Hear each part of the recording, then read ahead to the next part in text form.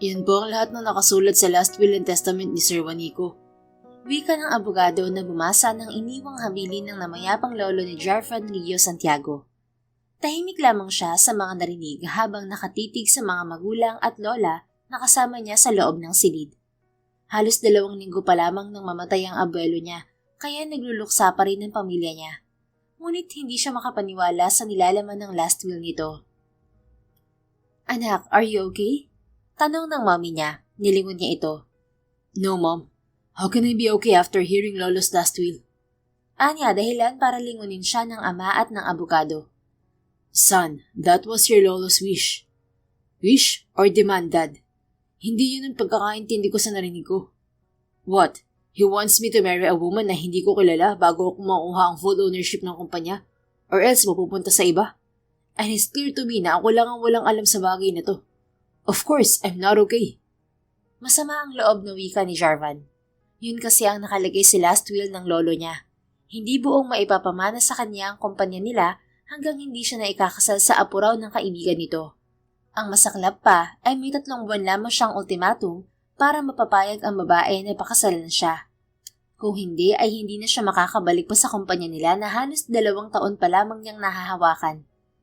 "Apo, huwag ka naman sanang magalit sa ginawa ng iyong lolo Juanico. Alam kong hindi ka natutuwa sa narinig mo.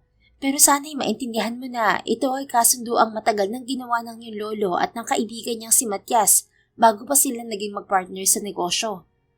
Wika ng lola Zenaida niya at hinawakan ang kamay niya. "Alam kong kilala mo ang mga Alarcon." Pagpapatuloy ng abuela. Kaibigan sila ng mga Santiago sa negosyo pero ang lolo mo at si Matias Alarcon ay matagal nang magkaibigan noon pa man.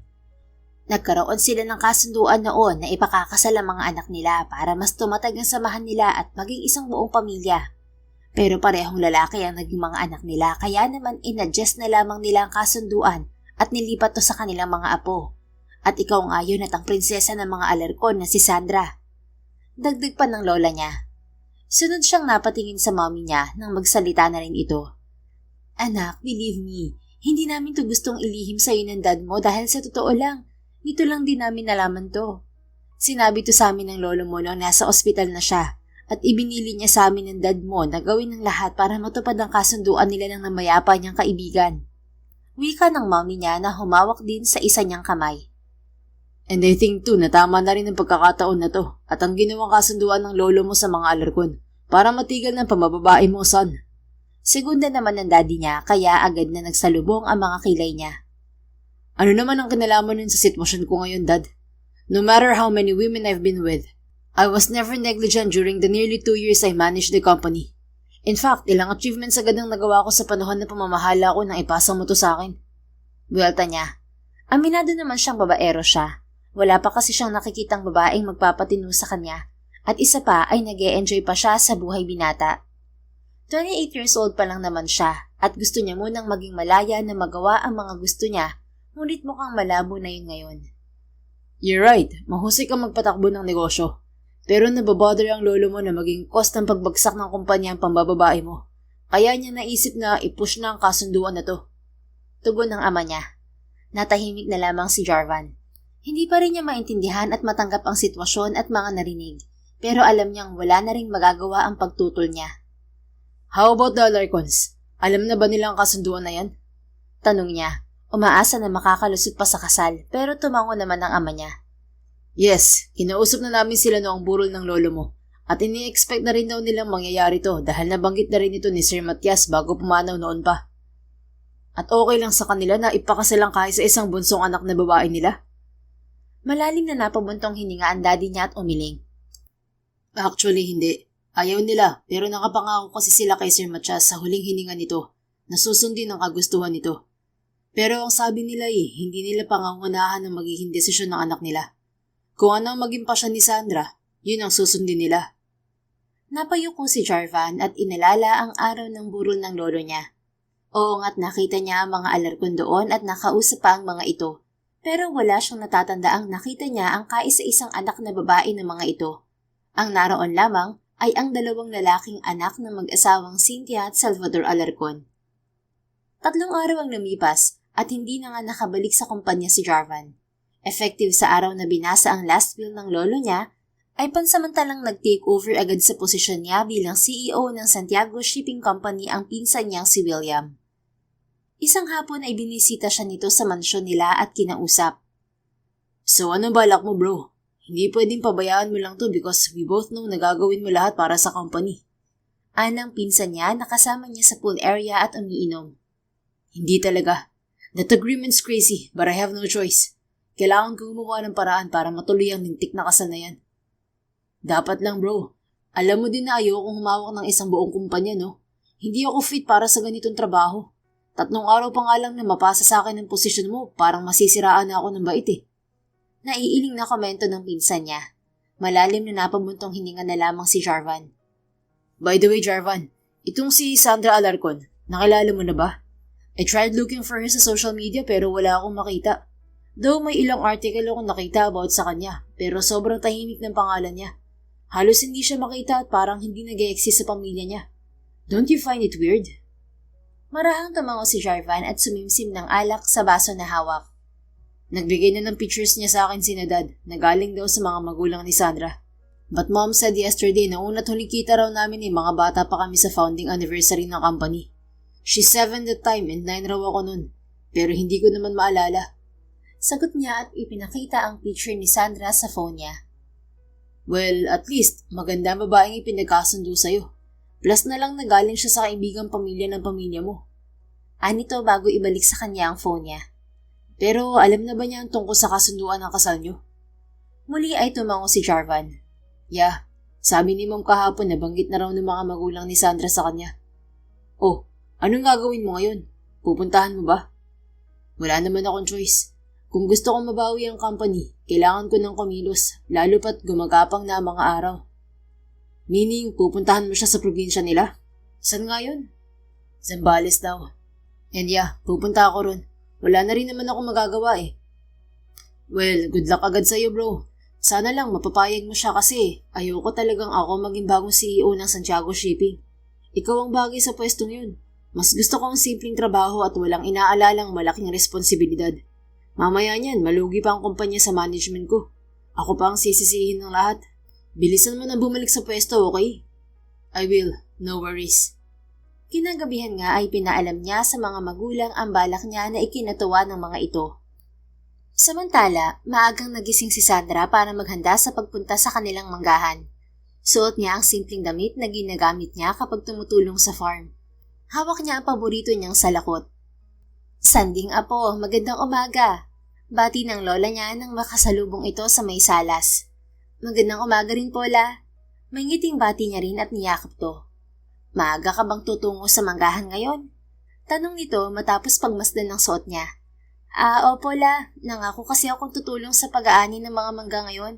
Inagahan na namin para makarami, lalo na't para sa darating na fiesta ng Dinamulag next month. Kung ganun ay hindi mo na pala ako masasabayan sa almusal, apo. Nakanguso na hinawakan niya ang kamay ng kanyang lola. Sorry la, don't worry, uuwi na lang po ako mamaya para sabayan ka sa tanghalian. Promise ko yan la. Anya, ay ano pa nga ba, pero tama rin na umuwi ka ng mas maaga apo dahil may bisita tayo darating mamaya.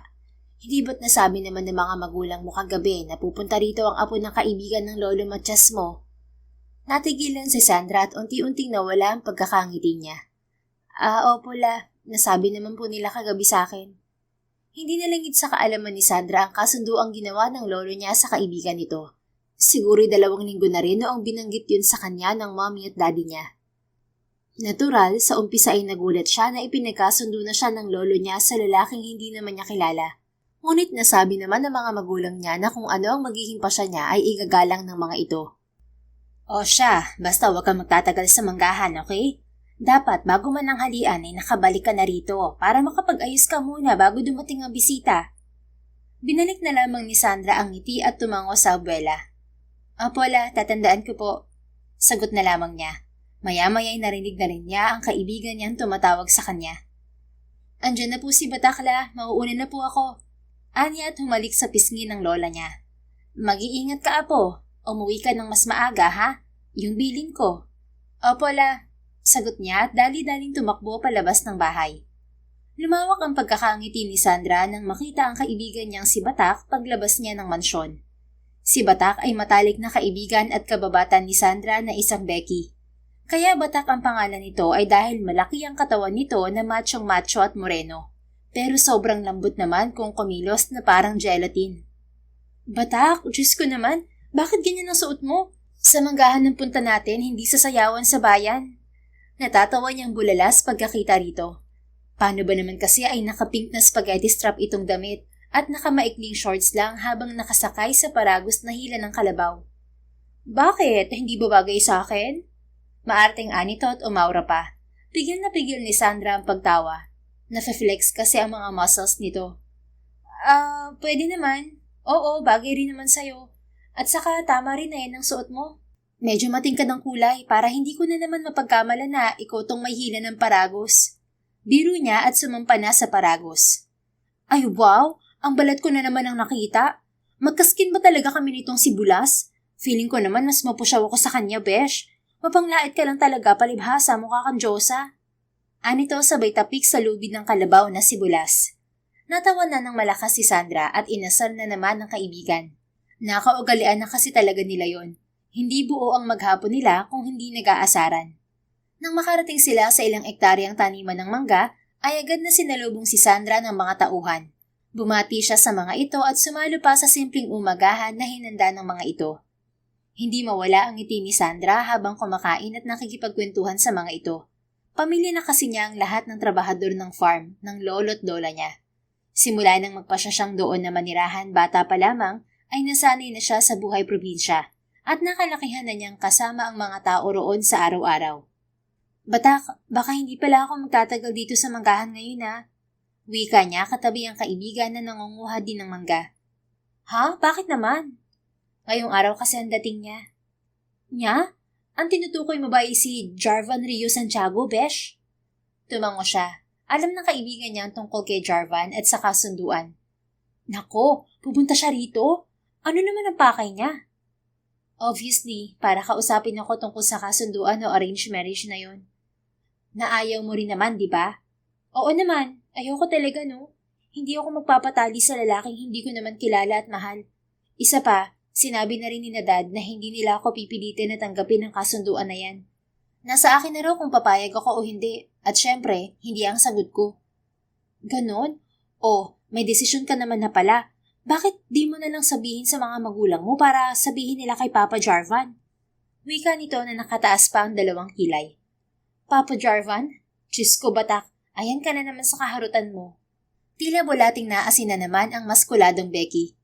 Kasi naman, Sanding, ang pogi kasi niya, di ba? Nung pinakita mo nga ang picture niya sa akin, di ba nahulog ako sa duya dahil nanlambot ng mga balingkinitan kong binti? Kung ayaw mo sa kanya, akin na lang siya, besh. Gwapo nga at mayaman ang Jarvan na yon, pero mukhang marami namang kalokohan. Hindi ba't nakwento ko nga sa'yo na playboy siya at antipatiko? Kaya nga, ayaw sa kanya ni na Kuya Stephen. Anya at muling ipinagpatuloy ang pag-aani ng mga mangga. Nang mabanggit kasi sa kanya ng mga magulang ang binata, ay nag-research na siya para kilalanin ito at ilan lang yon sa mga bagay na ayaw niya rito. At saka kung kagwapuhan lang ang pag-uusapan, di hamak na mas gwapo naman sino? Si Papa Matt mo na naman. Agarang putol ni Batak sa kanya. Bakit ba? Totoo naman kasi na kung kagwapuhan lang ay gwapo naman talaga si Matt at mabait pa. Si Matt ay kababata rin nila na anak ng kasalukuyang mayor ng probinsya nila. Matagal na silang hindi nagkikita nito dahil nanirahan na ito sa Amerika. Pero paminsan-minsan naman ay nakakapagkamustahan sila nito sa social media. Sa bagay, may point ka naman. Pogi naman talaga si Papa Matt at hindi pa rin nakakalimot kahit ilang taon nang nandoon sa Amerika. At dahil matagal na nga nandun yun, sigurado iba't ibang klaseng American kipay na natikman ng mokong na yun. Para namang di mo alam ang bansang yun, very liberated. Napanguso si Sandra at pinalo ang maskuladong braso ng kaibigan. Huwag mo nga dumihan sa isipan ko na ganyan si Matt, besh. Sigurado naman ako hindi siya ganun, no? Agarang depensa niya. Sus, hanggang ngayon ay crush mo pa rin kasi at pinanghahawakan mo pa rin ang promise niya na ikaw ang pakakasalan niya. Diyos ko day, 14 pa lang tayo nung umalis siya at nangako ng ganun. Ilang taon na lumipas 26 ka na ngayon. Pero ever ba, nabanggit niya yan tuwing nag-uusap kayo sa social media na once in a blue moon lang? Natahimik si Sandra at natulala sa mga mangga na pinipitas nila. Naramdaman niyang tinapik siya ni Batak sa likuran ng mahina. Sanding, ang sinasabi ko lang naman sa'yo, huwag kang mag-expect na tulad mo ay hindi pa rin niya nakakalimutan ng pangako niya. Maraming taon na lumipas at marami na ang nagbago. Hindi porket nag-uusap pa rin kayo paminsan-minsan ay kilala mo pa rin siya. Bilang kaibigan mo, ayaw lang kitang ma-hurt kung dumating ang araw na madismaya ka sa kanya kasi hindi niya napanghawakan ng pangako niya.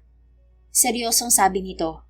Huminga na lamang ng malalim si Sandra at nakangiting hinarap ang kaibigan at tinapik din ang braso nito. Oo na, sinabi ko lang naman na mas gwapo si Matt kaysa kay Jarvan at di hamak na mas mabait. Ang dami mo nang nasabi. Hirit na lang niya at ipinagpatuloy na ang pagtatrabaho. Hindi na malaya ni Sandra ang oras sa pagkaaliw niya sa mga ginagawa at pakikipagkulitan sa mga kasamahan. Nagulat na lang siya nang may sumunod na sa kanya. Sanding ineng, pinapasundo ka ni Doña Trinidad. Kanina ka pa niya hinihintay. Anang medyo may katandaan ng lalaki na tauhan nila sa mansyon.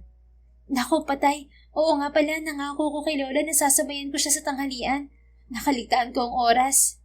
Wika niya at dali-dali munang nagpaalam sa mga kasamahan at kay Batak. Tay Celso, may dumating na po bang bisita? Bisita? Tanong niya sa matanda pagkasakay nila sa sasakyan. Naku ineng, kanina pa dumating ang bisita nyo. Kaya nga pinasundo ka na ni Doña Trinidad sa akin dahil naunahan ka pa raw dumating ng bisita. Yari ka sa lola mo. Kurot na naman ang aabutin mo roon, bata ka. Natatawang sagot nito. Napangiwi na lamang si Sandra dahil siguradong yun nga ang mangyayari. Pagkarating pa lamang sa harapan ng mansyon ay dali-daling bumaba si Sandra at tumakbo papasok. Lola, nandito na po ako. Tawag niya ngunit walang sumasagot. Mabilis siyang nagtungo sa kusina nila at naabutan niyang abala na ang mga kasambahay roon. Ate Tess, si Lola po? Tanong niya sa isang kasambahay. Ay naku Sanding, andyan ka na pala. Lumabas ang lola mo. Hindi ba kayo nagkasalubong? Hindi po eh. Naku, sige na, umakyat ka na muna sa kwarto mo at magbihis. Mapapagalitan ka ng lola mo kapag inabutan kanyang ganyan pa ang itsura mo. At saka nandito na rin ang bisita niyo. Sige na. Wika nito at mahinang tinulak-tulak pa siya palabas ng kusina. Mabuti pa nga po, sabi na lang niya. Paatras siyang lumakad ngunit pagharap niya palabas ng kusina ay nabangga siya ng matipunong dibdib ng isang lalaki. Sa pagkamigla ay sabay silang natumba at napangibabawan niya ito. Aray ko, ano ba yun? Bakit kasi nakaharang sa daan eh? Daing niya at hinaplos ang mukha na nasubsob sa matigas na dibdib na binagsakan niya. Damn it, my back! Rinig ng daing din ng malalim at baritonong boses. Doon lang siya natauhan at mabilis na tiningnan ang nakabanggaan. Sandali siyang natulala nang magkasalubong ang mga mata nila ng lalaki.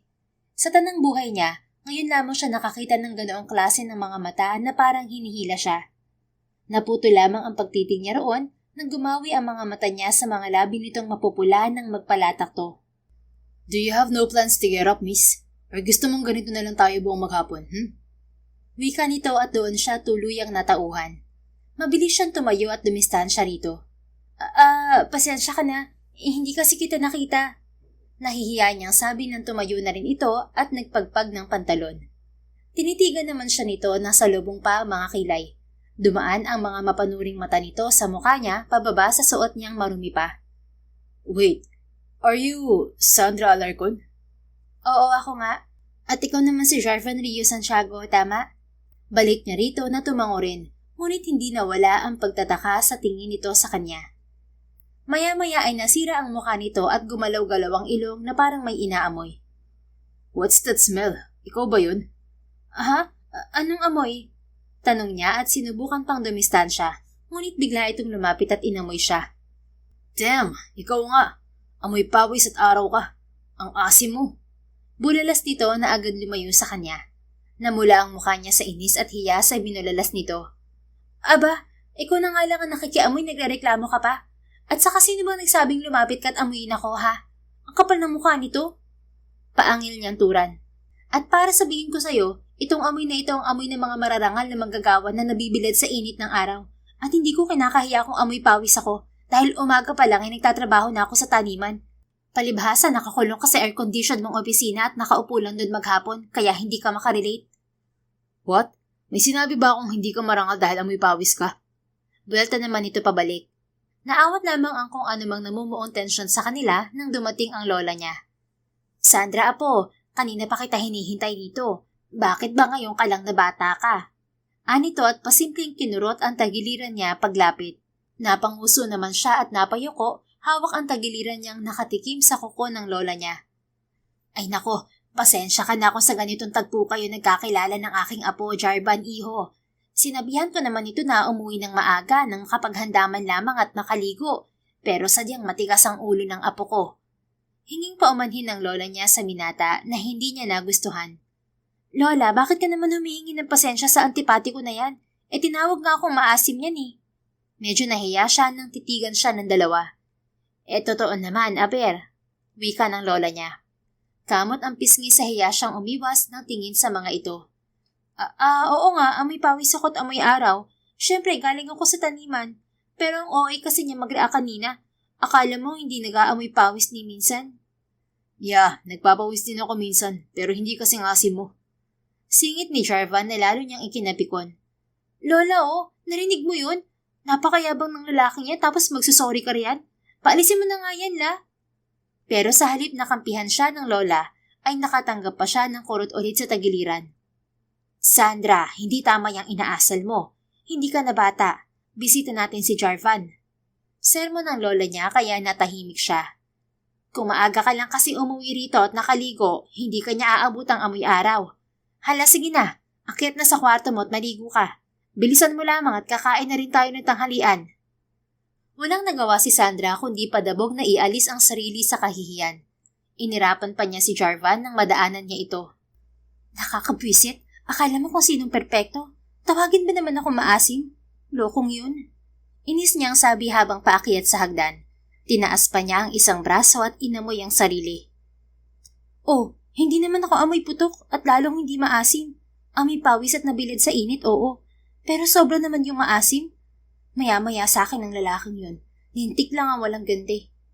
Nakurot pa ako dahil sa kanya. Ang sakit pa naman mangurot ni Lola. Hindi rin naman nagtagal si Sandra. Matapos manigo at makapagbihis ng simple, ay bumaba na rin siya sa hapagkainan. Naabutan pa niyang nag-uusap ang lola niya at si Jarvan na inirapan niya pagkaupo sa upuan. Tayo na at kumain. Alam ko may mahalagang bagay rin kayong kailangang pag-usapan na dalawa mamaya. Wika ng lola niya. Muling bumalik sa isip ni Sandra kung bakit naroon ang lalaki. Well, sorry dahil wala akong balak na magpakasal sa antipatikong tulad niya. Bulong niya habang kumakain. Anong sabi mo, apo? Matamis naman siyang umiti rito at umiling. Wala po la. Sabi ko po ay ang sarap ng pagkakaluto ng kare-kare ni Ate Tess. Palusot na lang niya. Tahimik na lamang na kumain si Sandra. Hinayaan na lamang niya ang lola niya at si Jarvan na magkwentuhan at paminsan-minsan ay sumasagot lang siya kapag tinatanong ng abuela. Matapos kumain ay sandali siyang nagpaalam para magbanyo at magsipilyo. Baka kasi hininga naman niya ang sunod na punahin ng lalaki. Ngunit pagbaba niya ay wala na siyang inabutan kaya nagpa siya siyang tumambay na muna sa garden ng lola niya. Naupo siya sa duyan na nakatali sa mga puno ng mangga na naroon. Ay, ang sarap ng hangin. Ang presko. Anya at nakapikit na dinama ang preskong hangin. I must say, fresh nga ang hangin dito sa probinsya kaysa sa Manila. Wika naman ng boses na hatid ay iritasyon agad kay Sandra. Pagdilat niya ay nakita niya si Jarvan na palapit. Naka-t-shirt na lamang ito at jogger. May hawak pa itong mansanas. Talagang fresh kasi walang pollution dito. Hindi katulad ng hangin sa Manila. Nakakasulasok na at nagdudulot pa ng sakit. Pero ikaw, mukhang immune ka na sa hangin ng Manila, di ba? Balik ka na kaya ron. Baka mamiss mo ang buhay mo ron. Humisi ang lalaki sa pasaring niya at naupo sa isang upuan na naroon. Medyo may distansya ng konti sa kanya. Narantil mapapayag kitang maging asawa ko, Sandra. Muling pumitik ang kilay ni Sandra pataas at lumabas ang katarayan niyang itinatago. Naapektuhan na ba ng polluted na hangin ng Manila ang utak mo para isiping magpapakasal ako sa'yo? Sinong baliw ang magpapakasal sa mayabang na tulad mo? There's a lot actually. Too many to mention. Pakul na sagot nito. Too many to mention pala. Eh di sa kanila ka magpakasal. Marami palang baliw sa'yo, dadayo ka pa rito. Kung ganun lang yun kadali at walang mawawala sa akin, why not? But unfortunately, napagtripan tayo ng mga lolo nating malalakas ang trip na hindi na lang nakontentong maging best friend at gusto pa talagang pag-isahin ng mga pamilya nila. Isn't it great? Natameme si Sandra sa hinaing nito. Sa totoo lang, kahit siya ay nainis din sa nalaman. Close na close pa naman siya sa lolo Matias niya noong nabubuhay pa ito. Ito kasi ang nagturo sa kanya ng lahat ng nalalaman niya sa farm noong nagpasya siyang doon na manirahan. Pero hindi niya alam na may plano pala ito para sa kanya at sa apo ng kaibigan nito. Wala kasi talaga itong nababanggit noon, pero ngayon na alam na niya ang kasunduan, medyo naiintindihan na niya kung bakit madalas ikwento ng lolo niya noon ang kaibigan nitong si Juanico at ang pamilya nito. I know you didn't like this agreement too. And trust me, so do I. Pero malaki ang mawawala sa akin kapag hindi ko natupad ang last will ni Lolo, Sandra. Mabigat na wika nito. At ano naman yun? Tiningnan siya ni Jarvan ng ilang segundo bago ito sumagot. My headship position on our company. Sagot nito, tahimik namang nagulat si Sandra. Nagpatuloy ang lalaki sa sinasabi. Aalisan nila ako ng karapatan sa kumpanya namin kung hindi kita mapapayag na magpakasal sa akin. And the worst part is that I was only given 3 months to do it. Almost 2 years ko palang nahahawakan ng kumpanya. Tapos ngayon ay inalis na nila ako temporarily at kinuha lahat ng assets ko na galing sa kumpanya. Hindi ko mababawi ang lahat ng yon hanggang hindi ko natutupad ang last will ni Lolo. So I have no choice to, kaya ako nandito ngayon. Tumitig ito ng masinsinan sa kanya matapos nitong magpaliwanag. Sinusuklian naman ito ng tipid din na tingin ni Sandra. So please, will you marry me, Sandra Alarcon? Napapikit si Sandra at malalim na napabuntong hininga. Pinangarap kong marinig ang line na yan sa isang sweet at romantic na lugar at nakaluhod ang lalaki. Hindi ganito. Wika niya. Oh, so gusto mong lumuhod ako? Pero wala akong dalang singsing. Mansanas lang ang hawak ko. Anito at ipinakita pa ang mansanas na may kagat. Blankong tinitigan ni Sandra si Jarvan na nakatitig din sa kanya. Hindi ko alam kung sinasadya mo ba o hindi yung katangahan mo. Iba't ako pa sa'yo yung mansanas mo eh. Banas na tumayo si Sandra kaya tumayo na rin si Jarvan at nilapitan siya. Then tell me kung anong gusto mo. I'll do anything para mapapayag ka lang na magpakasal sa akin. I'm sorry pero nakapagpasya na ako at ayokong sumali rin sa kasunduan na yan, Jarvan. Isa pa, mas lalong ayoko namang magpakasal sa lalaking tinawag akong maasim, no? Anya, dahilan para sandaling matulala ang lalaki. Okay, so you're still mad at me because of that? Okay, fine. Hindi ka naman talaga maasim eh. Yeah, may araw ka kanina, pero hindi ka maasim, okay? Actually, parang gusto ko na nga yung amoy mo kanina eh. Next time na magpawis ka ulit, aamuyin kita at uubusin ang masarap na amoy ng pawis mo. Gusto mo yon? Nasira ang mukha ni Sandra sa sinabi nito at sinupalpal ang nakangising mukha nito palayo sa kanya. Jock, lumayo ka nga sa akin. Para kang manyakis sa sinasabi mo. At saka, anong tingin mo sa akin? Bata na madadala sa pang-uuto mo. Eh, you're acting like a kid din naman eh. Like, ayaw mo magpakasal sa akin kasi tinawag kitang maasim. Para yun lang, personal mo na agad. Marahas na napakamot sa ulo niya si Sandra, dahilan para bumuhaghag ang buhok niya. Napatitig na lamang si Jarvan sa kanya.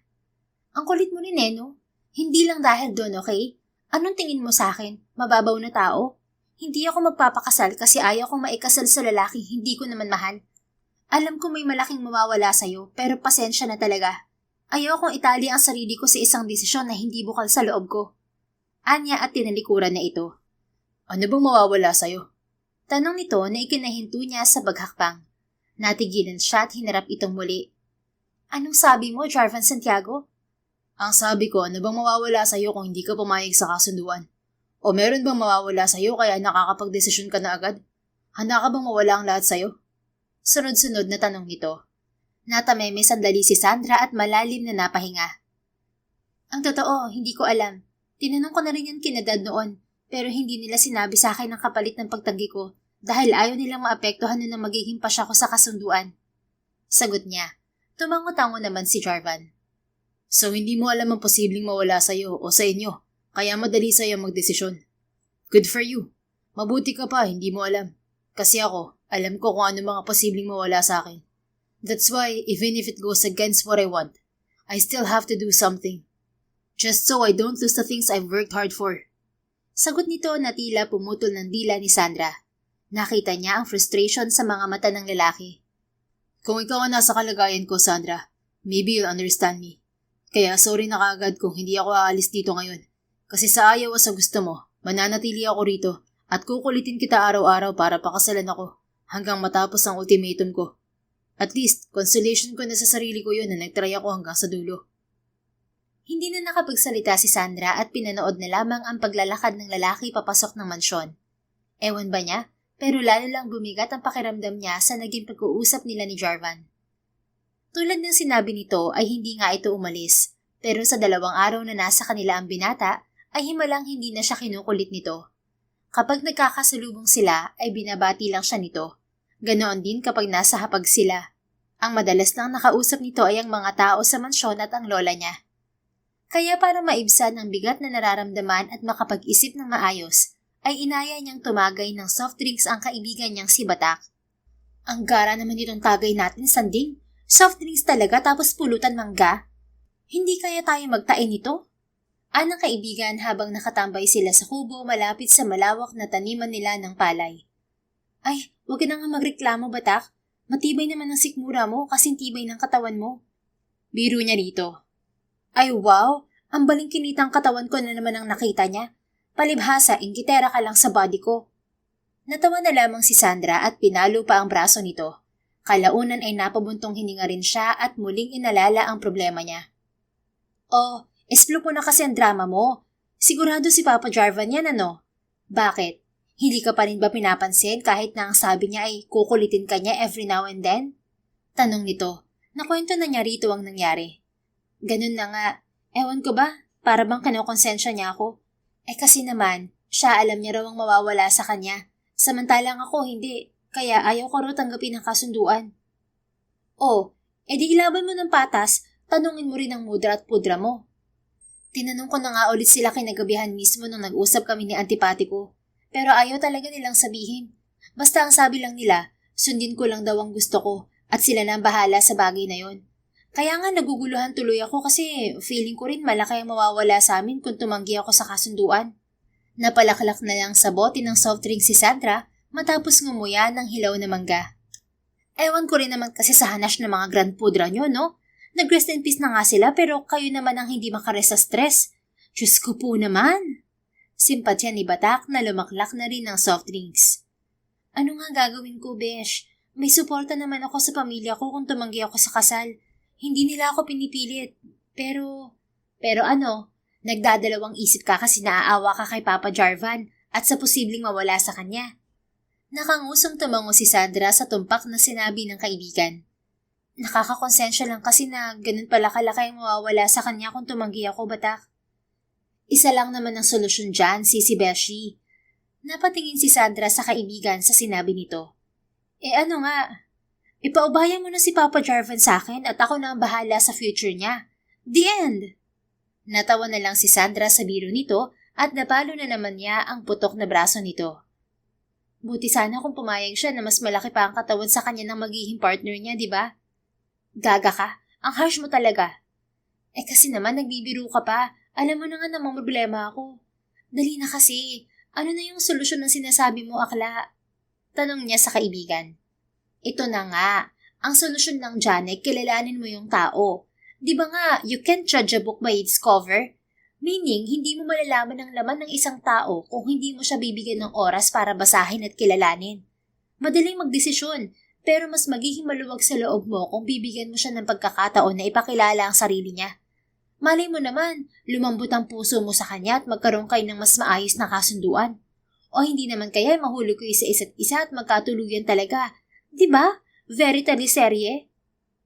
Hindi malaman ni Sandra kung bibilhin ba niya ang mga sinabi ng kaibigan o itatrato yun na biro lang.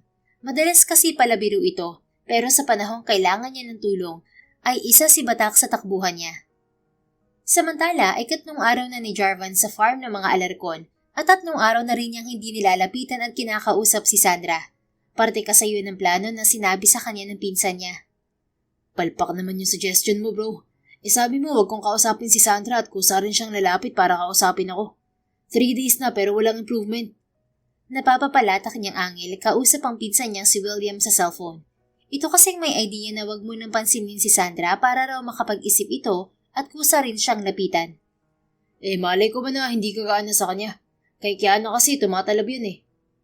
Napabuntong hininga na lamang si Jarvan at napailing. So anong plano mo, Jarvan? Magdadalawang linggo na ang nagsasayang mo. Please bro, kunin mo na ang kumpanya sa akin. Ayoko mamatay na cause of death workload. Ogok, of course kukunin kong kumpanya sa'yo. Hindi ako papayag na mawala sa akin yan, kaya maghintay ka. Kikilos na rin ako mamaya at kakausapin na siya. Palpa ka naman kasi mag-suggest kaya dadaanin ko na sa Santong Paspasan. Sagot niya pero napamura ng malakas ang pinsan niya. The heck bro? Baka sa halip na mapapayag mo si Sandra, igera sa mga alarkon pa ang abutin mo sa gagawin mo. For once, tumino ka nga, Jarvan. Wow, big word coming from the former womanizer himself. Ngisi niyang buwelta dito. That was before. Nahanap ko na nakapagpatino sa akin kaya history na yan. At ikaw, kailangan mo na rin hanapin na magpapatino sa'yo. Malay mo, si Sandra na yan, so you better work your ass off. Napapalatak na lamang si Jarvan at nahilot ang sentido niya. Oo na, ito na, kikilos na nga oh. Sige na, babangon na din ako. Matapos maibaba ang tawag ay sakto namang nakarinig siya ng pagkatok sa pinto ng kwartong pinapagamit sa kanya. Wait lang. Anya bago bumangon sa kama at tinungo ang pinto. Pagbukas niya ay bumungad sa kanya si Sandra na nakabihis pang bukin na naman. Sandali itong natulala sa kanya at kita niya ang paggapang ng mga mata nito sa katawan niya. Nang bumaba sa harapan niya ang mga mata nito na namimilog, ay bigla itong tumalikod. Pwede ba magbihis ka muna? Nauutal na wika nito. Pagyuko niya sa tanging suot na boxers ay napangisi siya sa dahilan ng pagtalikod ni Sandra. Umalis siya sa pintuan na iniwan niyang nakabukas para magbihis. Sorry, umaga kasi kaya gising din siya. It's normal for men, you know? Anya habang nagbibihis. Hindi ko naman na kailangan malaman. Basta magbihis ka na lang pwede. Tahimik na natawa na lang si Jarvan bago lumapit sa pintuan nang tapos na magbihis. I'm dressed now. Anong gusto mo sabihin, Sandra? Pasimpleng sinilip naman siya ng dalaga at nang makitang nakabihis na siya, saka lang ito humarap pero hindi makatingin sa kanya ng diretsyo. Pinapatawag ka ni Lola at handa ng almusal. At saka gusto rin kitang makausap mamaya pagkatapos kumain. Sumunod ka na. Mabilis at walang hingahan na sabi nito bago lumakad palayo. Natatawang napailing na lang si Jarvan bago sumunod dito. Matapos nga ang almusal ay sinundan na niya si Sandra. So ano yung gusto mong pag-usapan natin? Anya, hinarap naman siya nito at huminga ng malalim. Well, since ayaw mo umalis dito at nakikituloy ka rito ng libre, hindi naman pwedeng magbuhay prinsipe ka rito, kaya kailangan mong pagtrabahuhan yun. Sumunod ka sa akin. Wika nito at tumakad palabas ng mansyon. Sumunod siya. Where are we going? Akala ko ba kakain tayo? Sa poultry farm namin, mamaya ka na kumain. And what are you going to do there? Tanong niya nang tumigil ito at hinarap siya. Anong you? Tayo? May gagawin tayo ron, mahal na prinsipe. Pilyong umisi si Jarvan sa narinig. Oh, so gusto mong may gawin tayo ron? Hindi ko naman alam na ganun pala ang gusto mo. Bago pa niya matapos ang sasabihin ay nasupalpal na ni Sandra ang bibig niya. Kung wala kang magandang sasabihin at puro kabastusan lang ang lalabas sa bibig mo, mabuti pang itiko mo na lang yan. Namumulang bulalas nito bago tumalikod at naunang sumakay sa sasakyang nakaabang sa harapan. Natatawang sumakay na lamang din siya at tumabi kay Sandra na hindi na siya pinansin hanggang sa makarating sila sa napakalaking poultry farm ng mga alarkon. Wow! So hindi lang pala ekta-ektaryang taniman ng palay at manggahan ang meron kayo. May ganito rin kayo? Manghang wika niya nang makita ang napakalaking kulungan ng libo-libong manok. Hindi lang to, bukod sa mga taniman ay may pastulan din kami ng mga kambing, baka at kalabaw. Meron din kaming kwadra para sa mga kabayo at may malaking kulungan din kami ng mga baboy na maya-maya ay pupuntahan din natin. Ang lahat ng taong pinakapangunahing pinagkukunan ng kabuhayan ng buong farm at ng mga trabahador dito. Sagot nito at humarap sa kanya sabay abot ng isang pares ng itim na bota. Kaya isuot mo na yan dahil marami tayong gagawin ngayong araw. Pagtrabahuhan mo ngayon dito ang ilang araw na libreng pagkain mo at pagtuloy mo sa farm namin. Dagdag nito at tinalikuran na siya. What?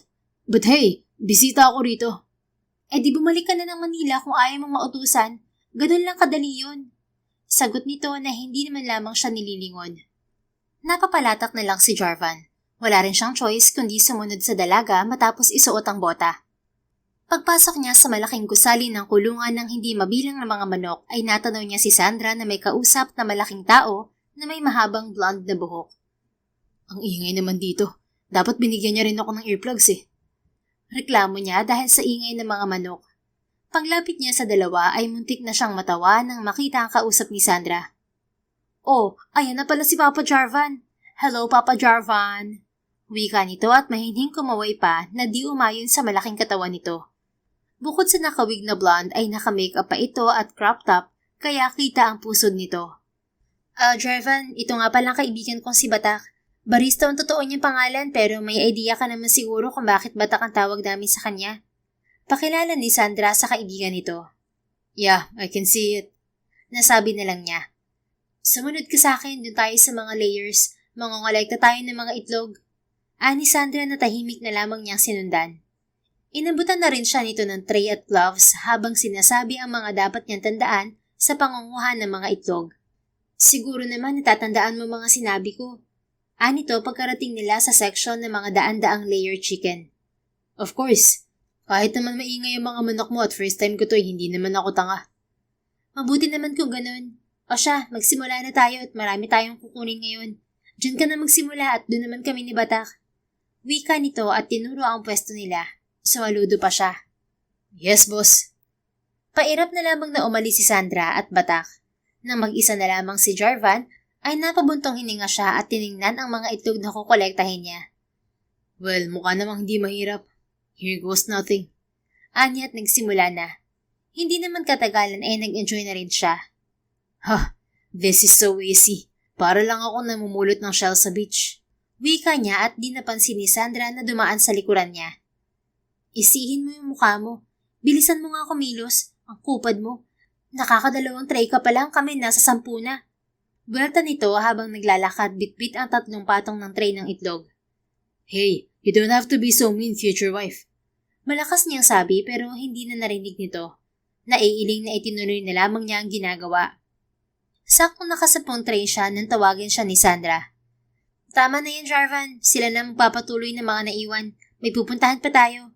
Sabi nito matapos kausapin ng matandang lalaki. Parang batang sumunod naman siya rito palabas ng poultry at kasama na nila si Batak. Saan naman tayo pupunta? Tanong niya pagsakay nila ng sasakyan. Sa babuyan. Babuyan? At anong gagawin natin dun? Nilingon siya ni Sandra. Magpapakain, magpapaligo at maglilinis ng kulungan ng mga baboy. What? Why do we have to do all of that? May mga tauhan naman kayo, right? Just let them do their job at mag-inspect na lang tayo. Wika niya na ikinataas ng kilay nito.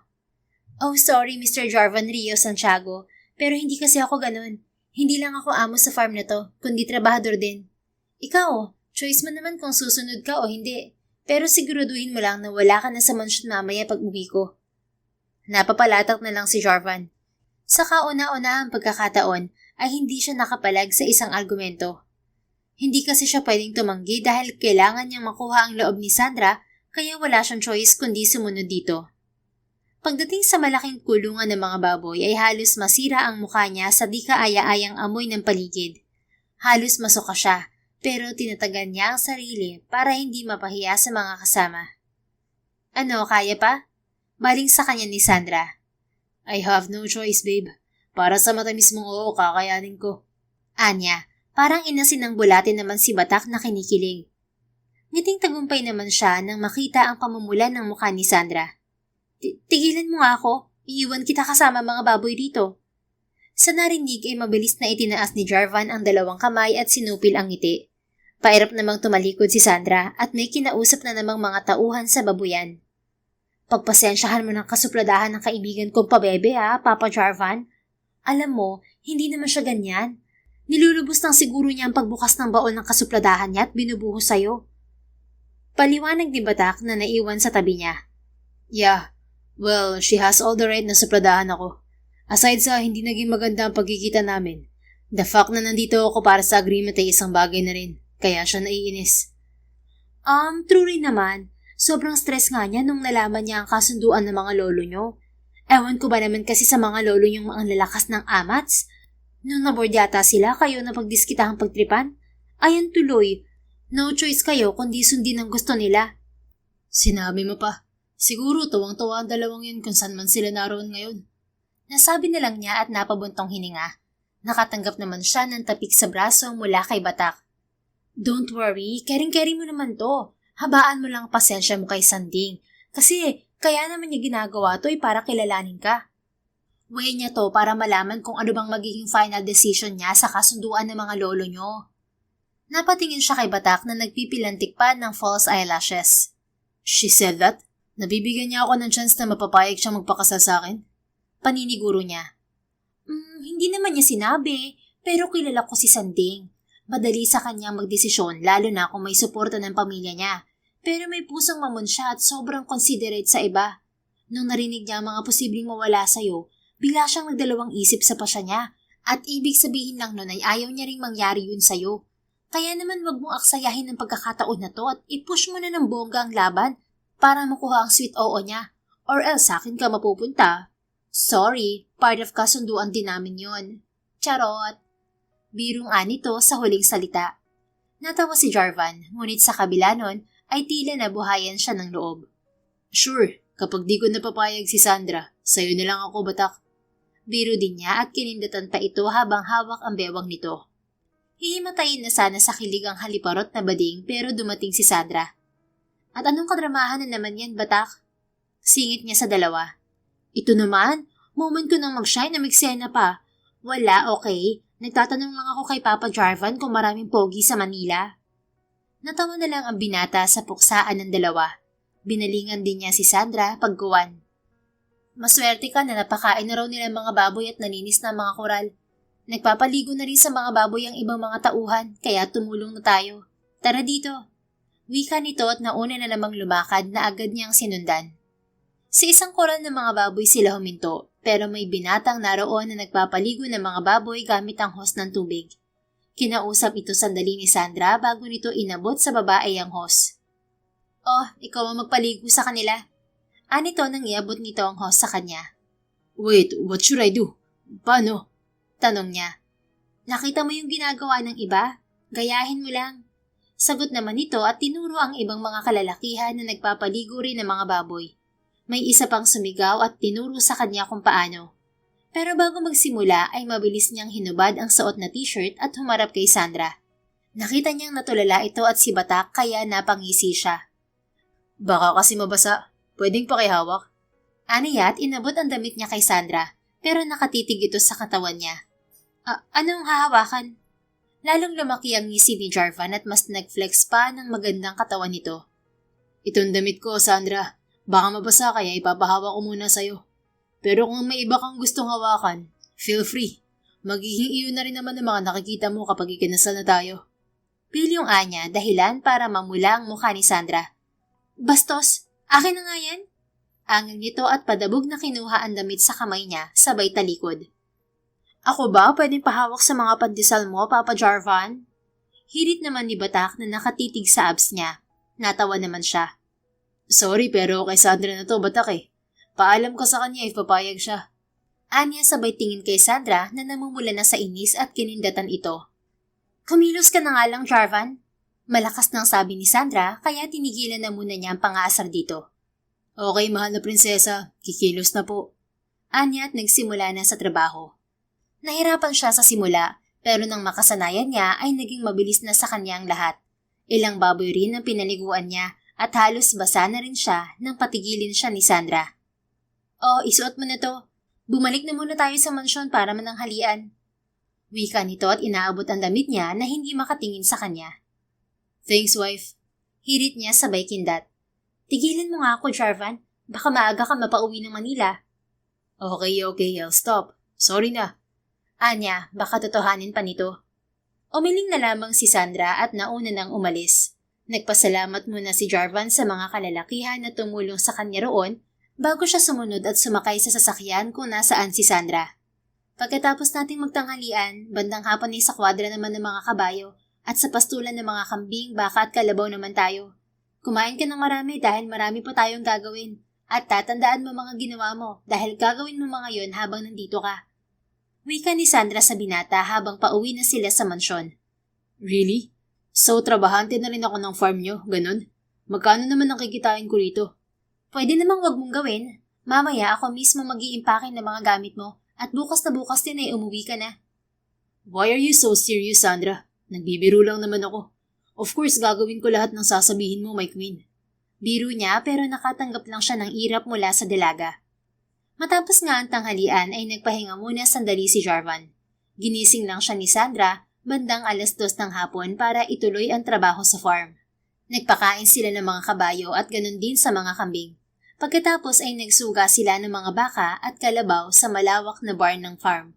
Sobrang nakakapagod ang buong maghapong yon kay Jarvan, pero kung sa paraan lang na yon niya mapapapayag si Sandra, ay handa siyang gawin ng mga yon araw-araw. 3 linggo ang mabilis na lumipas at kitang-kita na ni Sandra na nakapag-adjust na si Jarvan sa buhay at gawain sa kanilang farm. Noong mga unang araw ay nagrereklamo pa ito, pero kalaunan ay nakasanayan na rin ito ang mga gawain. Ang taray ni Papa Jarvan, no, Besh? Marunong din naman pala siya makisama. Akala ko kasi dahil mayaman ay masama ng ugali. Pero tingnan mo, oh, para na siyang katulad natin. Wika ni Batak na kasama niyang naghahanda ng pananghalian sa bukid para sa mga trabahador. Hindi naman kasi lahat ng mayayaman ay masama ang ugali. Ang ikinagulit ko lang ay natagalan niya ang buhay rito sa probinsya. Alam ko kasi happy-go-lucky at party-goer ang city boy na yan. Sagot niya at nilingon si Jarvan na kausap ang ilang trabahante ng farm.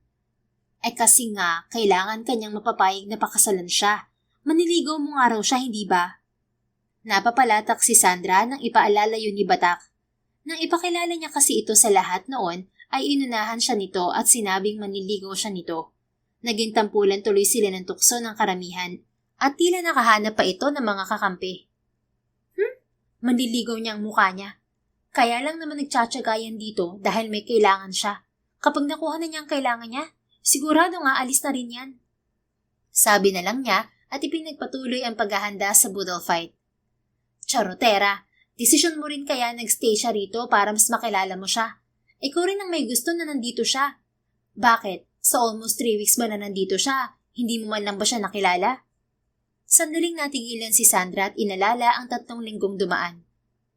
Nakilala na rin naman kahit papano, pero hindi pa rin yung sapat para pumayag ako magpakasal sa kanya. Totoo namang nakikilala na rin niya ito sa loob ng ilang linggong nakasama niya ito. May mga magagandang bagay na siyang nakikita sa lalaki, tulad ng pagiging malapit nito sa iba at haba ng pasensya nito. Naroon pa rin naman ang ilang kapilyohan at kalokohan nito, pero kahit papaano naman nasasanay na siya. Natigil lang ang usapan ng dalawa nang lumapit ang binata. Kakain na ba tayo? Tanong ni Jarvan.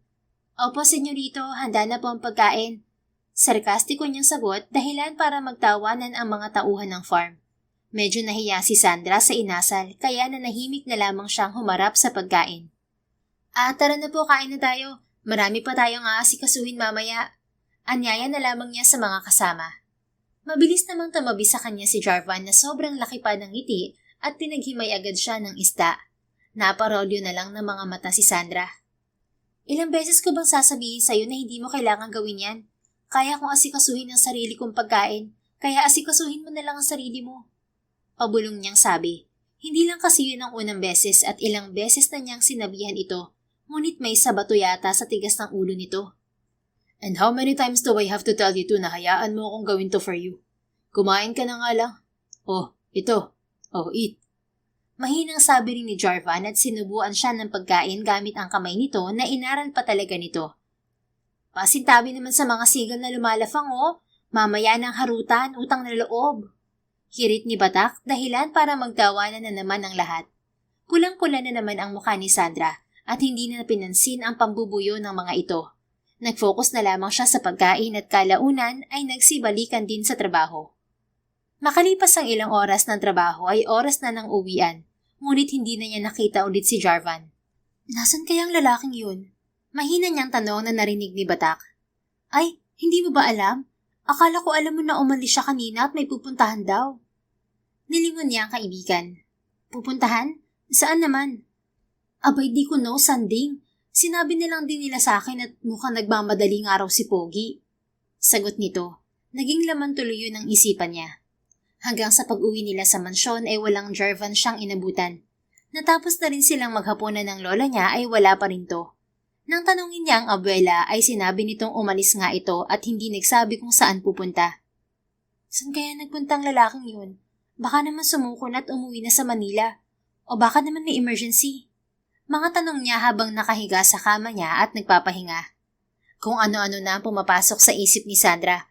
At ewan ba niya, pero parang may nabubuhay na lungkot at pag-aalala sa dibdib niya sa isiping umuwi na talaga ito. Bahala nga siya sa buhay niya. Ang bilis naman pala niyang sumuko. Akala ko pa naman. Hindi pa niya natatapos ang sinasabi nang may maingay siyang narinig sa labas ng mansyon. Ano ba yun? Parang may nagkakantahan. Anya at bumangon. Sakto namang kumatok ang isang kasambahay sa pinto niya. Ma'am Sanding, Ma'am, tawag po kayo ng lola niyo. Lumamas daw po kayo. Bilis daw po. Anito kaya dali-dali siyang lumabas.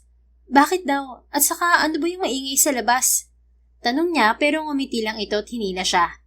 Nagtataka man ay nagpatangay na lamang siya hanggang sa makarating sila sa bungad ng main entrance ng mansyon kung nasaan ang lola niya kasama ang ibang kasambahay ng mansyon.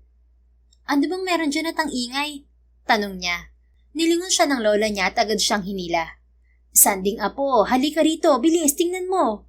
Nakangiting wika nito at dinala siya sa harapan. Nang makita niya ang pinagmumula ng ingay sa labas ng mansyon ay napanganga siya. Magandang gabi sa'yo, magandang binibini. Makatang wika ni Jarvan na nakasuot ng simpleng kasuotan at may bitbit na bulaklak. Sa tabi nito ay ang mga binata at ilang kalalakihang trabahador na may bitbit na mga gitara. Jarvan, anong meron? Anong ganap yan? Usisa niya, bagamat halata naman ang pakay nito. As you can see, sa nakikita mo, nais ko sanang haranahin ka, maganda binibini. Maaari ba? Anito at rinig niya ang impit na kilig ng mga kasambahay maging ni Batak na naroon din pala. Nagtinginan ang lahat sa kanya na tila hinihintay rin ang sagot niya. Nang tinan niya ang lola niya, ay nginitian siya nito at tumango. Wala namang masama, apo, pagbigyan mo na. Bulong pa nito. Napabuntong hininga na lamang si Sandra at hinarap si Jarvan bago tumango. Maraming salamat, magandang binibini. Ngayon, hayaan mo kaming handugan ka ng magandang awitin. Para sa'yo to. Nakangiting sabi nito at nagsimula na ang harana. Tahimik lang na nakatitig si Sandra kay Jarvan na kumakanta kasabay ang ibang kalalakihan. Hindi niya inaasahan na maganda pala ang boses nito at kasabay pa nito ay ang mabilis na tibok ng puso niya. Sa tanang buhay niya, ngayon lamang siya nakaranas ng ganoon at para bang sinasayaw ang puso niya sa mga oras na yon. Natapos ang harana sa malakas na tili ni Batak at palakpakan ng mga naroon. Halos hindi makatingin si Sandra kay Jarvan nang lapitan siya nito. Bulaklak para sa'yo, Sanding. Anito at inabot ang bulaklak. Naramdaman niya ang mahinang tapik ng lola niya sa kanyang likuran kaya't wala siyang nagawa kundi tanggapin ito. Salamat, sabi na lang niya. Ayan mga kaibigan, tapos na ang harana at naibigay na ang bulaklak. Bigyan natin sila ng solo moment. Malakas na hirit ni Batak. Napalingon si Sandra sa paligid nang magpaalam na ang mga tao. Kahit ang lola niya ay nakangiting nagpaalam na rin hanggang sa sila na lamang ni Jarvan ang naiwan. Alam ko na tapos ka nang kumain at medyo late na. Pero sana mapagbigyan mo ako makasama kang kumain, Sandra. Wika ng lalaki. Ha? Kakain? Saan naman? Ngumiti ito at kinuha ang kamay niya. Sa kauna-unahang pagkakataon sa ilang beses na nagtama ang mga kamay nila, sa puntong yun ay nakaramdam siya ng kuryente, dahilan para bigla siyang kabahan. Diyan lang sa garden niyo. Tara. Sabi nito at marahan siyang dinala sa garden ng lola niya. Nagulat siya nang may makitang table setup doon at may mga pagkain na rin. May mga pailaw pa na nakakalat sa paligid na nagbibigay ng magandang mood sa hardin. Paano hindi ko napansin to kanina? Pagtataka niya. Nagpatulong ako sa mga maid niyo kanina habang wala ako. Pero medyo late nga lang ako kasi na-traffic kami sa bayan kanina dahil nahirapan maghanap ng gitara. Pati nitong mga outfit na bulaklak. Sagot nito at pinaghila pa siya ng upuan. Nahihiyang nagpasalamat naman siya bago umupo. Hindi mo naman kasi kailangan gawin to. Inabala mo pa yung mga tao rito. So ito pala ang pinagkakaabalahan mo kaya nawala ka kanina. Anya na hindi makatingin sa lalaki. Yeah, actually. Sila nga ang nagsuggest na gawin ko to. When I asked them kung paano ba manligaw sa mga kababaihan dito, sinabi nila haranahin daw kita. Alam ko naman kung anong harana, And it's kinda old school. Pero wala namang mawawala kung susubukan. Well, sana lang ay nagustuhan mo. Nagustuhan mo ba? Sa daan pa lang nagpa-practice na kami ng kanta kanina eh. Lalong hindi makatingin si Sandra kay Jarvan. Ang totoo kasi ay nagustuhan niya ang ginawang effort nito kaya mahina siyang tumango. Oo, nagustuhan ko naman. Salamat. Really? I'm happy na nagustuhan mo. First time ko kasing gawin to, especially ang mangharana. Pero ang saya pala no? Maybe I should start to serenade you every night. Wika nito habang sila'y kumakain. Parang OA naman kung araw-araw. Kawawa naman ang mga tao rito kung araw-araw mo rin silang aabalahin. Tama na yung kanina. Ayos na yun kahit naman hindi na kailangan. Okay, fine, if that's what you want. Pero magtatanong pa rin ako sa kanila kung ano pang ibang pwedeng gawin sa panliligaw. You know, this thing is kinda new to me rin kasi. Hindi naman kasi ako nanliligaw. Ako nililigawan ng mga babae. Wika nito dahilan para mawala ang emosyon sa mukha ni Sandra. Proud ka pa ha? Babaero ka kasi? Usal niya at tinawanan lang nito. Hey, di mo naman ako masisisi. Ipinanganak kasi akong gwapo at malakas ang karisma, kaya lapitin ng mga babae. Sila ang lumalapit at hindi ako, okay? Nasira ang mukha ni Sandra kaya dali-daling bumawi si Jarvan. But that was before. Kasi ngayon, kahit na may magtangkapang lumapit sa akin, hindi ko napapansinin. Promise, good boy na ako, Sandra. Anito, nirolyohan na lamang ni Sandra ng mga mata, pero ewan ba niya at parang natuwa siyang marinig yun. Oh, by the way, Sandra, there's something I've been meaning to ask you since I came here. Salubong ang mga kilay na hinarap ito ng dalaga. Ano naman yun? Why did you choose to live here? Natigilan si Sandra at napatitig sa lalaki. Oh, I didn't mean anything bad by asking you that question. In fact, I'm actually starting to like this place too. I was just wondering kung bakit pinili mong mabuhay rito sa probinsya kaysa makasama ang pamilya mo sa Manila. Did something happen before that made you decide to live here? Okay lang kung hindi mo kayang sagutin. Isang malalim na paghinga ang binitiwan ni Sandra bago nagsalita. Ang totoo, hindi ko naman talaga plano na dito na manirahan nung pumunta ako rito. Pero noong mga panahon na yun kasi, dito ko sa lugar na to naramdaman na ligtas ako. Ligtas sa lugar na to? Why? May nangyari ba sa'yo sa Manila before? Tumango siya. Oo, nakidnap ako nung bata pa ako. Sagot niya na ikinagulat nito. What? Wait, kailan yun nangyari? I mean, nasabi kasi nila sa akin na 7 years old ka yata noon and I'm 9 nung nakita tayo. Ilang taon ka nung nangyari yun? 8 years old ako nung mangyari yun. Kinidnap ako ng security guard ng school namin noon. Fortunately, nabawi rin naman ako kaagad. Pero napakalaking trauma naman ang iniwan nun sa akin. After ng insidenteng yun halos hindi na ako lumalabas ng bahay. At pakiramdam ko noon kahit sa ang lugar sa Manila hindi ako safe. That's why you decided to live here? Ani Jarvan na tinanguan niya. Oo, kinumbinsi ako ni Lolo at Lola na sumama na muna sa kanila dito. Until mawala lang dapat ang trauma ko. Pero naging panatag na kasi ako sa lugar na to. Dito, pakiramdam ko iligtas ako. Kaya nagpaalam na ako kay na mom and dad na dito na lamang ako titira. Sagot niya. Kita niya ang malalim na paghinga ni Jarvan at mabagal na tumango. I'm sorry, Sandra. Hindi ko alam na may ganyan ka palang pinagdaanan. Ngumiti siya ng tipid at umiling. Ayos lang, hindi mo naman talaga alam dahil nag-decide kami na wag tungin sa publiko para hindi na ako gawing pulutan ng mga press. Nahuli rin naman agad ang kumidnap sa akin at wala namang nangyaring masama sa akin bukod sa trauma na inabot ko. Now it makes sense kung bakit parang walang information na makita tungkol sa'yo. Pero after all these years, wala ka pa rin bang balak na bumalik ulit sa Manila? Ibinaba ni Sandra ang baso ng juice na hawak bago ito sinagot. Sa totoo lang, wala naman ako nakikitang magandang dahilan para bumalik ulit sa Manila. Kontento naman ako sa buhay ko rito sa probinsya at masaya naman ako rito. Pero bumabalik pa rin naman ako sa Manila kapag may special occasions at kailangan ako ng pamilya ko. Isa pa, sinasamahan ko rin dito si Lola. Sagot niya at tinitigan ng masinsinan si Jarvan nang may maalala siya. Oo nga pala, gusto ko rin pala mag-sorry na hindi ako nakadalo sa burol ng lolo mo noon. Hindi ko rin kasi alam noon kung paano haharapin ng pamilya mo, lalo na ikaw after sabihin sa akin ni Nadad ang kasunduan.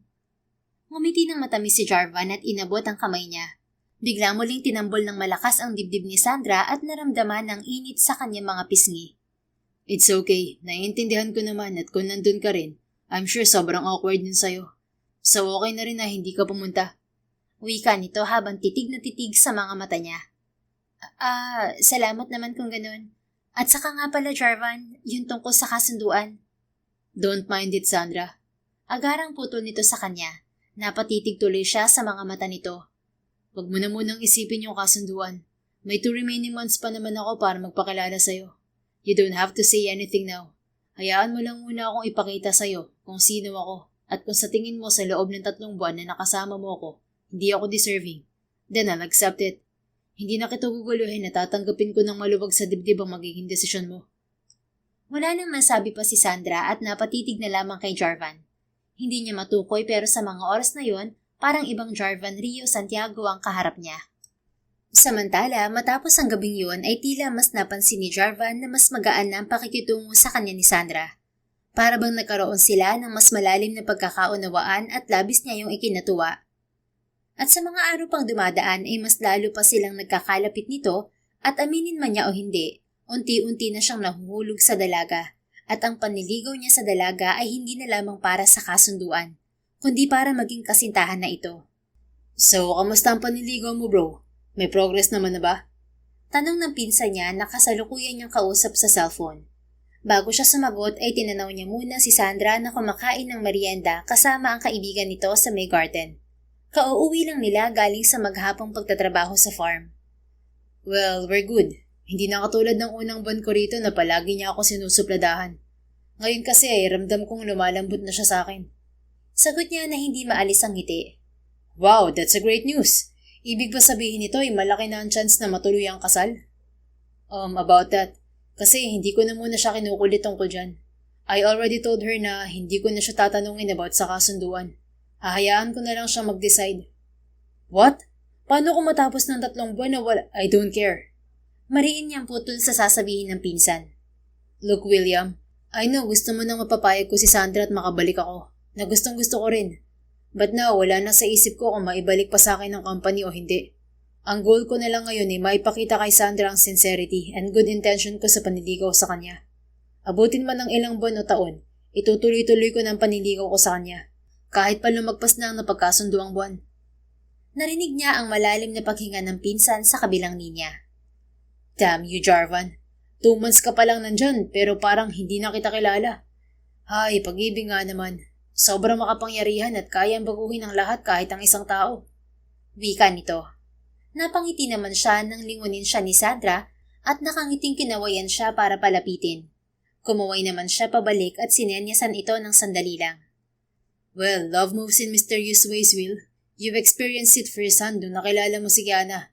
And I think na ito na rin ang sa akin. Nahanap ko ng babaeng para sa akin. Yeah, right, lover boy. I hope the best for you, bro. I'm happy na nangyayari na sa'yo yan ngayon. But I'll be more than happy kung mapapayag mo siya magpakasal sa'yo bago matapos ng 3 buwan. I hate your company, bro. Ayaw ka na rito. Uwi ka na't magpakasal na. Sabi naman nito. I hope to. Pero kung ano man ang mangyari, tatanggapin ko ng buong buo. Sagot niya bago nagpaalam dito at tumakbo na palapit kina Sandra. Bakit man tagal mo, Jarvan? Mauubos na ni Batak tong niluto kong kamote fries, oh? Ani Sandra nang maupo siya sa picnic blanket katabi nito. Sorry, may pinag-usapan lang kami ng pinsan ko. May tinanong lang siya about sa company. Ganun ba? Bakit kasi di ka pa bumalik sa Manila para mas makatulong ka sa kanila? Tanong nito pero nakangiting umiling lang siya. Nah, he can handle it. Mas gusto ko pang magstay rito kasama ka. Anya at pinisil ang pisngi ng dalaga na agad na namula. Diyos ko, ito na naman sila sa katamisan nilang nakaka-diabetes. Naku, maiwan ko na nga muna kayo at kukuha ako ng juice sa loob. Paalam ni Batak bago tumayo. Nang sila na lamang dalawa ang naiwan ay humiga siya kaagad sa mga hita ni Sandra. Napayuko ito sa kanya na namumula pa ang mga pisngi habang nakatitig siyang nakangiti rito. Bakit ang ganda mo, Sandra? Why am I so drawn to your simplicity? May kayo mayata mga merienda mo eh. Banat niya na hindi na bago. Natuto na kasi siya sa mga kalalakihan sa farm na tinuturuan siya lagi ng mga diskarte sa panliligaw. Lalo siyang napangiti ng paluin ni Sandra ang noo niya. Alam mo, sa halos 2 buwan mong pananatili rito, kung ano-ano nang natutunan mo. Tigilan mo mga banat mo na yan, baka ikaw ang banatan ko. Anito. Weh, kinikilig ka nga eh. Sino may sabi na kinikilig ako? Bakit hindi ka makatingin sa akin? Wika niya at hinawakan ang mukha ng dalaga. Sandra, look at me please. May panunuyo niyang sabi. Dahan-dahan naman itong yumuko at muling nagtama ang kanilang mga mata. Sandra, hindi ako mapapagod na mag-aral ng mga bagong banat sa araw-araw para lang pakiligin ka. Mas gumaganda ka kasi kapag nagbo-blush. Hindi ako nagbo-blush, no? Liwanag lang ng palubog na araw yan. Alis nga! Tinulak ni Sandra ang ulo niya paalis sa hita nito pero pumalag siya at nauwi sila sa kulitan. Isa na naman yon sa ilang kulitan na hindi makakalimutan ni Jarvan. Hiling niya na sana'y wala na yung katapusan, ngunit isang araw, isang hindi inaasahang bisita ang dumating na sumingit sa kanilang dalawa ni Sandra. Oh, may bisita yata kayo, Sanding! Ani Batak nakasabay nila ni Sandra sa paglalakad pabalik sa mansyon galing sa taniman. Nakatingin sila sa sasakyang nakabarada sa harapan ng mansyon. Hindi ko nga alam eh, mukhang hindi naman sina Mom yan. Nagsasabi naman sila kung pupunta sila dito. Alam nyo, mabuti pa pumasok na tayo para malaman natin. Singit ni Jarvan sa dalawa at sabay-sabay silang pumasok. Sa bungad pa lamang ay rinig na niya ang boses ng lalaki at ng lola ni Sandra. Nang makarating sa living area ay doon nila nakita ang bisita. Napatayo pa ito at malawak ang ngiting nakatitig kay Sandra. Sanding! Bulalas ng binata. Matt? Matt, nandito ka na! Masayang wika naman ni Sandra at dinamba ng yakap ang lalaki. Sino bang lalaking yan, Batak? Bulong ni Jarvan sa katabi.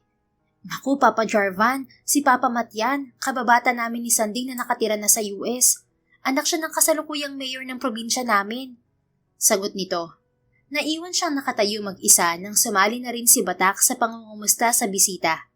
Nang mga sandaling yon, parang kinurot ang puso niya at nakaramdam ng inis, lalo na habang pinagmamasdan niya ang saya sa mukha ni Sandra. Nang mapalingon sa kanya ang lalaki ay nagtaka ito.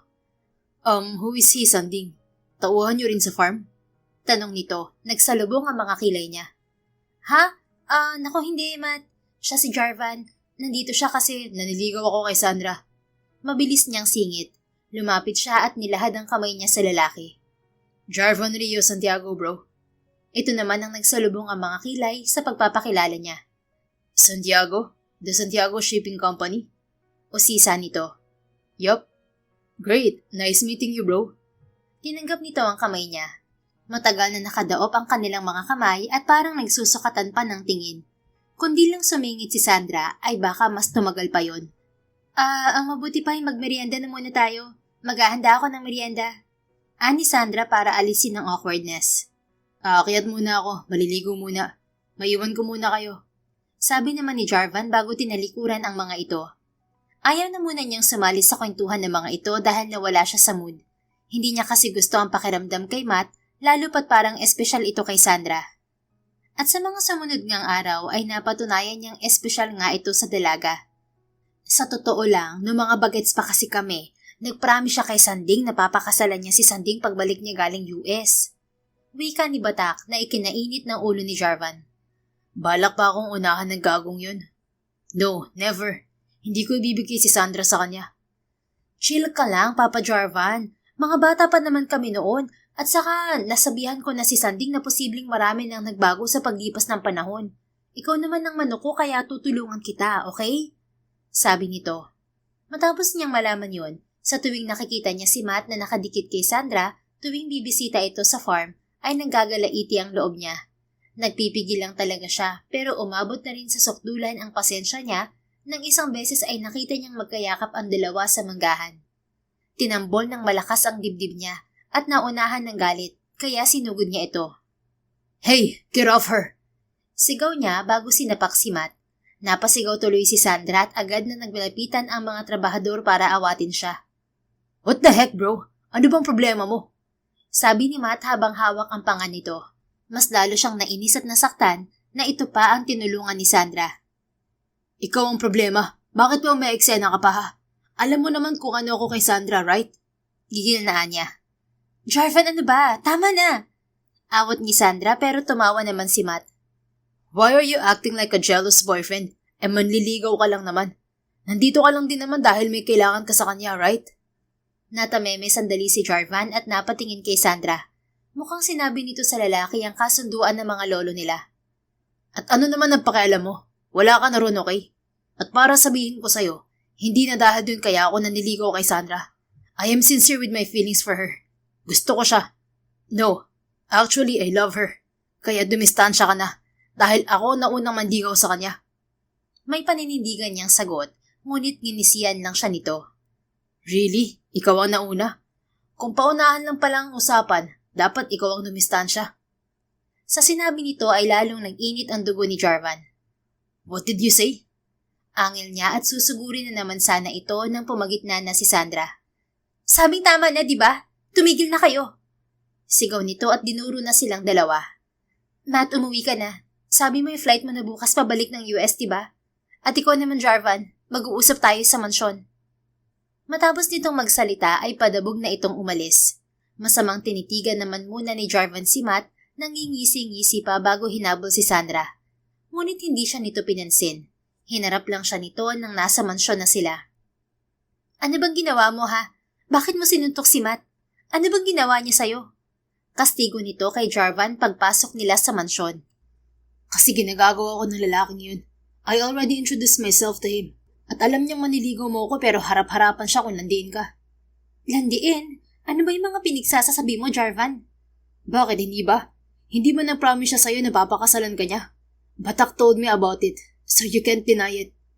Malakas niyang sabi at para nang sasabog ang dibdib niya sa halo-halong emosyon. But you know what? Tama naman siya eh. Wala pa akong karapatan na magalit kasi maniligaw mo pa lang ako. Pero alam mo yung masakit? Yung nakikita kong parang mas masaya ka kapag kausap mo siya. Na palagi kang nakangiti sa tuwing nandito siya. Natulala na lamang si Sandra na nakatitig sa kanya. Hindi na pinigilan ni Jarvan ang emosyon at hinayaan ang sariling ilabas ang ilang araw din niyang pinigil. Natatakot ako, Sandra. Natatakot akong sa pagdating niya ay baka mas matimbang siya sa'yo kaysa sa akin. 2 months mo pa lang naman ako nakikilala. Samantalang siya, kababata mo pa. At sabihin mo man o hindi, alam ko may gusto ka rin sa kanya. Basag ang tinig na wika niya. Nagulat na lang si Sandra nang bigla siyang lumuhod at niyakap ang bewang nito. Jarvan, anong ginagawa mo? Tumayo ka nga. Anito habang hinihila siya pero hindi siya bumitaw. Sandra, please. Di ko kayang mawala ka sa akin. Wala na akong pakialam sa kumpanya namin at sa yaman ko. Wala na akong pakialam kung kunin nila ang lahat sa akin. Wag lang ikaw. I love you, Sandra. I love you. Diniin niya ang mukha sa tiyan ni Sandra at hindi bumitaw sa pagkakayakap sa bewang nito. Ilang minuto siyang walang narinig mula rito saka ito tumikhim. Aaminin ko, may crush nga ako kay Matt. Wika nito. Pagtingala niya ay nagtama ang mga mata nila ni Sandra. Masasaktan na sana siya pero sumilay ang matamis ng ngiti sa mga labi nito. Pero noon pa yun, Jarvan. Wala na ako nararamdaman na kahit ano para sa kanya. Kaibigan na lang ang tingin ko sa kanya dahil may maloko at antipatikong lalaki na ang nakabihag ng puso ko.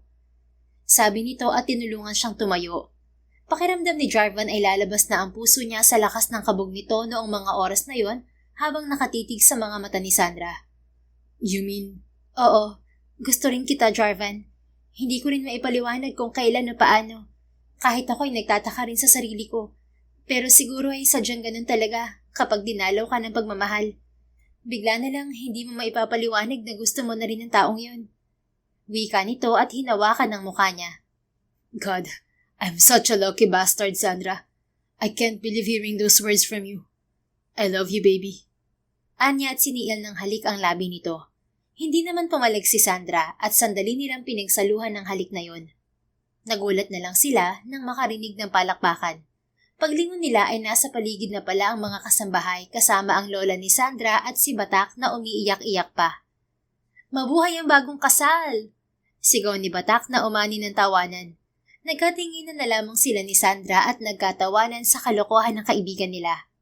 Naipaliwanag din sa kanya ni Sandra kung bakit kayakap nito si Matt. Ipinaalam pala nito na may babae itong nakilala sa States at handa na nitong pakasalan. Humingi ito ng pasensya kay Sandra dahil sa binitiwang pangako na hindi na rin ininda ni Sandra dahil siya na ang mahal nito. Humingi naman ng tawad si Jarvan kay Matt sa pagsuntok niya rito. Ayon sa lalaki ay binibiro lang talaga siya nito at gusto lang asarin para masiguradong totoo ang intensyon niya kay Sandra at hindi lang dahil sa kasunduan. Don't worry bro, totoong-totoo ang pagmamahal ko kay Sandra. May kasunduan man o wala. Wika niya kay Matt, nasa tabi niya si Sandra. You better be bro. Dahil kapag nalaman kong may ginawa kang masama sa kanya o sinaktan mo siya, babalik ako rito at ako naman ang bubugbog sa'yo. Natawa siya at tinapik ang braso ng lalaki. Huwag ka mag-alala, Matt. Hindi yan mangyayari. Hindi ko siya sasaktan at mamahalin ko siya ng walang hanggan. Sagot niya at tiningnan si Sandra na namumula ang muka sa tabi niya. Nginitian niya ito at hinalikan ng kamay nitong hawak niya. Good. Well, di na ako magtatagal. May flight pa ako. Congratulations sa inyong dalawa. Sabihan niyo na lang ako kung kailan ang kasal. Darating ako. I promise. Tumango na lamang si Jarvan at nakipagkamay kay Matt. Matapos ang gusot ay ibinalita na rin ni Sandra at Jarvan sa kani-kanilang magulang ang pagpayag nila sa kasunduan. Nagtagal pa ng 1 buwan si Jarvan sa farm bago ito bumalik ng Manila kasama na si Sandra para pumirma sa kasunduan. Naroon ang pamilya nila na masaya ring sumalubong sa kanila. Pero matapos ang pirmahan ay kinausap din ni Jarvan ang mga magulang. Balak niya kasing bumalik sa probinsya kasama ang dalaga. Are you sure, son? Tanong ng ama niya. Yes, Dad. Napag-isipan ko na to. Gusto ko pa kasing mas makasama si Sandra. Kapag ready na siya na bumalik sa Manila at gawin ang seremonya ng kasal, saka ako babalik sa kumpanya. Pero habang wala pa ako, isiraw kay Dad na ikaw munang humawak sa company. Baka kasi bumagsak ang kumpanya kung kay William ko iiwan. Isinusumpa niya ang ginagawa niya roon. Sagot niya na may biro pa sa dulo. Kalaunan naman ay napapayag niya rin ng ama. Sabay silang muling bumalik ni Sandra sa farm na opisyal ng magkasintahan. Hindi lang ang pamilya nila ang lubos na masaya, kundi maging ang mga tao roon. Bakit ka pa sumama sa akin pabalik dito, Jarvan? Pwede ka naman nang bumalik sa kumpanya mo eh. Hindi naman ako tatakas sa kasal. Ani Sandra habang nakahiga sila sa damuhan at nanonood ng mga bituin isang gabi. Tiningnan naman ito ni Jarvan. Dahil nandito ang tao mas importante sa akin kaysa sa kumpanya. I told you, kahit isuko ko pa ang lahat ng meron ako, basta makasama ka lang. Malambing niyang sabi at hinaplos ang mukha nito. Napangiti naman ito na hindi na naitago. Humihirit ka na naman, Mr. Santiago. Nakuha mo na nga ang pagpayag ko sa kasunduan eh. Yan na naman.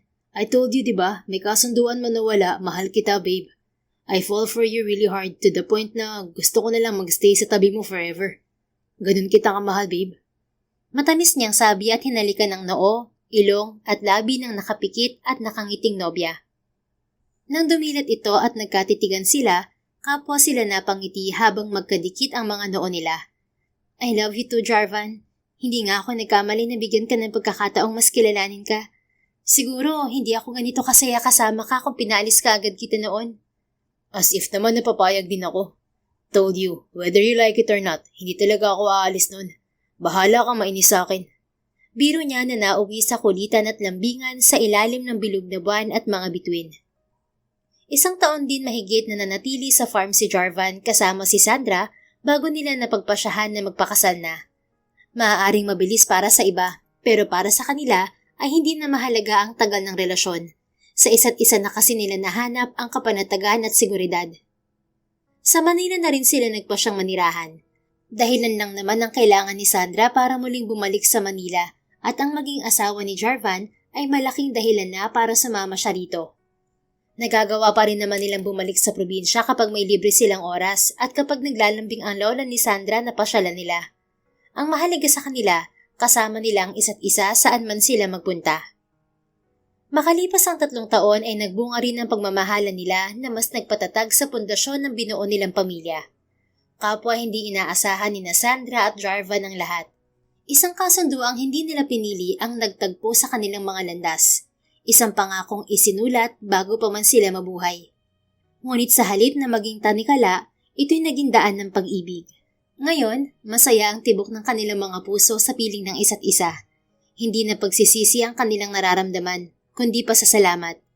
Pasasalamat sa mga lolo nilang sa kabila ng lahat ay naging daan upang ang dalawang pusong minsang nag-alinlangan ay tuluyang maging isa. The end. If you enjoyed this story, please don't forget to like, subscribe, comment, and share. Your support helps us reach more people and spread the love. Thank you for tuning in, and we're looking forward to seeing you again soon. In the meantime, please take care and may God bless you always.